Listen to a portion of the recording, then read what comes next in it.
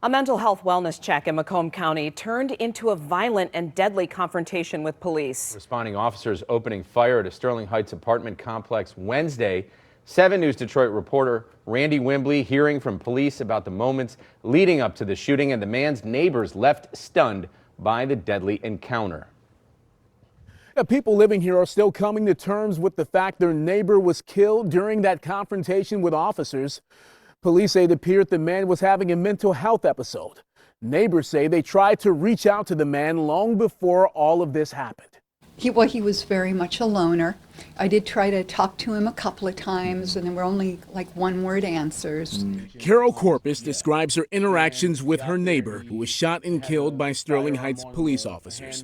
Police say it happened in the Preserves community near DeQuinder and Utica Wednesday afternoon as officers responded to a welfare check for a man who may have been suicidal. Lieutenant Aaron Susala says that man was armed with a loaded handgun when officers arrived, and crisis negotiators trained in mental health response tried to talk him down. The negotiations went for a little over an hour, but ultimately and unfortunately it ended with the individual pointing the weapon at our officers, which they did have to react and shoot to keep themselves and everybody else safe that were on the scene.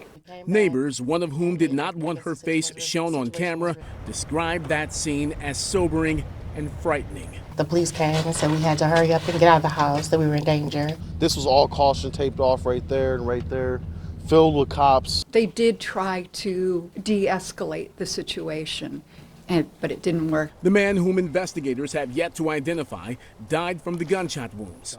Lieutenant Susala says that was not the intended outcome. We know that mental health is a huge aspect of everyday life in the police world, and it just continues to infiltrate, and the amount of calls that we have with mental health issues continue to rise. But a silver lining with this is that the officers, no officers were hurt, no other community members were hurt, and it's unfortunate that we weren't able to help this individual. The investigation into the shooting has been handed over to the Macomb County Sheriff's Office. The officers involved in the shooting and the others on the scene have all been placed on administrative leave pending the investigation. In Sterling Heights, I'm Randy Wimbley, 7 News Detroit. All right, Randy, thank you.